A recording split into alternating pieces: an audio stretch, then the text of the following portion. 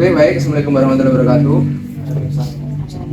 Kami dari Universitas Muhammadiyah Pringsewu dari Fakultas Ekonomi dan Bisnis Prodi Manajemen. Di sini kami menjalankan tugas dari MK Kewirausahaan. Dengan ini kami langsung berkunjung di Rafins. Rafins ini adalah salah satu UMKM yang memproduksi cemilan-cemilan yang seperti keripik kulit ikan, keripik singkong, keripik ubi ungu, dan keripik potato. Baik, di sini kita langsung bersama ownernya Ibu Rospawati yang sebagai owner dari Rafins. Baik, mungkin Bu, di sini saya ada beberapa pertanyaan untuk Ibu sebagai owner dari Rafins. Yang pertama, bagaimana ide Ibu memproduksi dari keripik kulit ikan ini, Bu? Awal mulanya itu dari mana, Bu? Oh ya, awal mulanya produk ini, usaha ini itu dibuat oleh Mas Rafi, makanya namanya Rafin ya, Rafins. Mas Rafi itu kebetulan kuliah di Jakarta, entrepreneur. Kemudian sebagai salah satu tugasnya, tugas akhir dia harus mempunyai produk. Akhirnya coba-coba buat produk skin karena berdasarkan hasil survei kebetulan produk ini lagi ngehit di negara sebelah. Jadi dengan harga yang sangat mahal. Jadi karena terpikir ini orang Indonesia ramai banget berduyun-duyun beli produk yang mahal di negara sebelah, itu harganya mahal tetap dibeli sama orang Indonesia. Nah, dia berpikir bagaimana bisa menciptakan produk yang enak, yang bergizi, tetapi harganya nggak mahal. Akhirnya dia buat produk yang sama, tetapi dengan berbahan baku lokal dan harga yang cocok dengan kantong orang Indonesia. Dalam awal mula pendirian dari Rafins ini itu tantangannya apa aja, Bu? Kalau tantangannya ya alhamdulillah karena ini memang kebetulan produknya ngehits, kemudian lagi rame, lagi booming, kemudian Mas Rafi juga membuat desainnya bagus.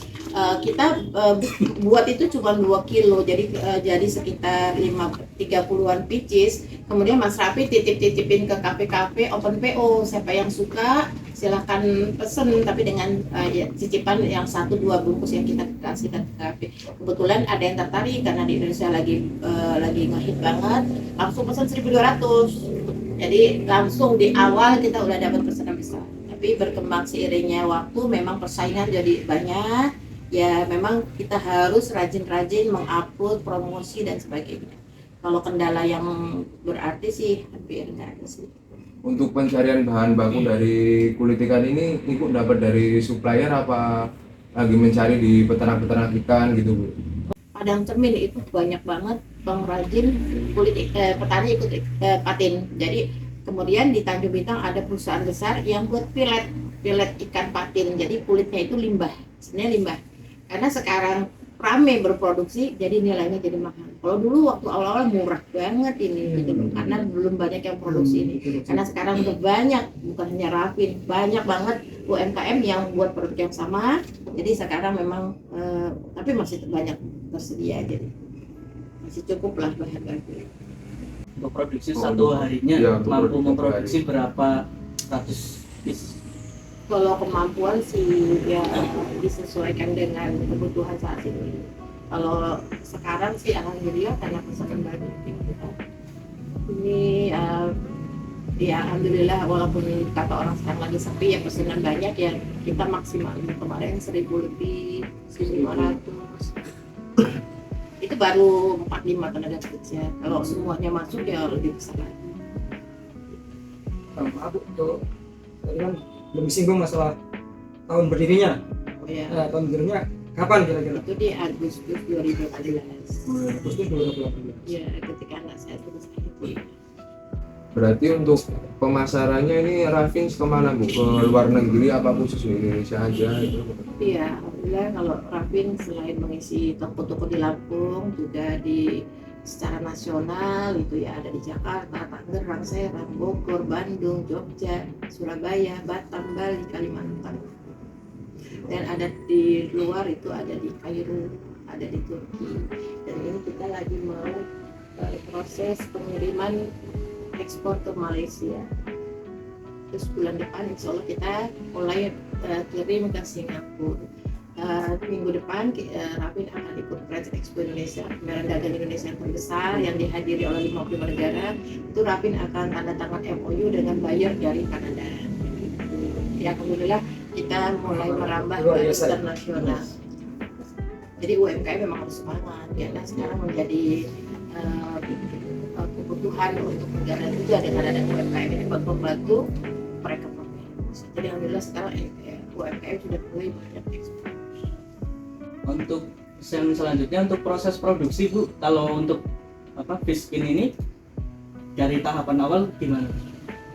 Ya kalau produksi fish skin ini sebenarnya nggak terlalu susah, dimana kan kita sudah mendapat bahan baku setengah jadi, itu hanya dipotong-potong disesuaikan dengan kebutuhan, kemudian dibersihkan, digoreng, dibumbu, disiler, dan prosesnya sangat mudah, sederhana dengan alat-alat yang sangat sederhana, masih manual. Kalau produksi apakah tiap hari berapa hari sekali Bu? Tergantung kebutuhan. Ya kadang kan sampai lembur-lembur itu ya. Kadangan kalau pas cukup atau ada yang berhalangan ya kita istirahat. Ya tapi pada intinya ya kita tiap hari.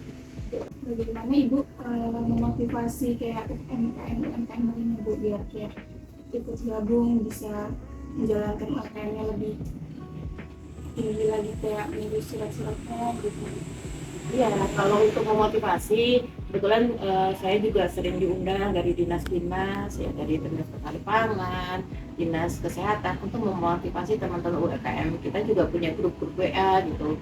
Cuman ya itu memang kendalanya mereka tuh kalau suruh ngurus agak ribet. Ibu-ibu kalau suruh ngurus mending suruh lembur masak. Benar, karena persyaratannya itu lebih ke anak muda lah yang ngerti bagaimana contoh kemasan yang diinginkan, bagaimana higienisnya, bagaimana foto ini itu semua harus diatur, dan itu ibu-ibu nyerah.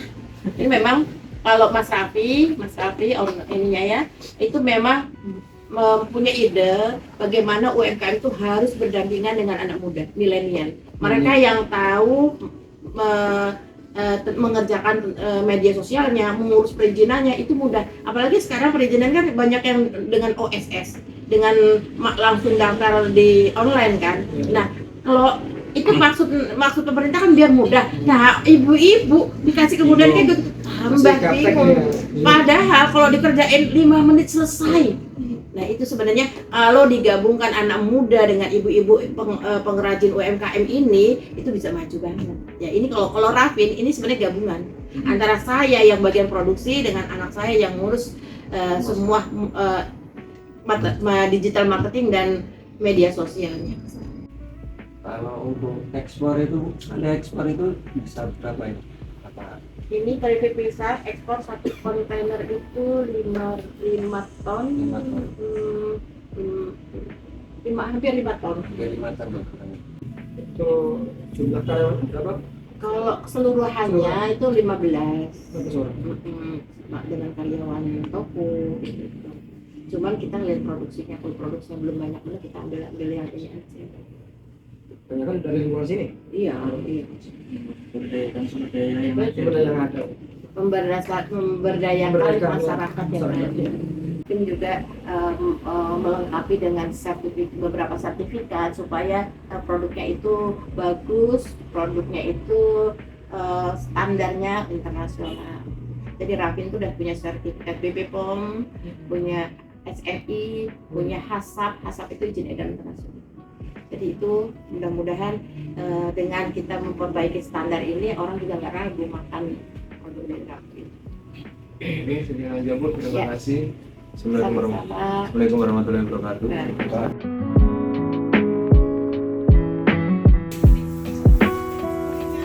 Ya, sementara ini kita beli kulitnya aja karena kita belum punya.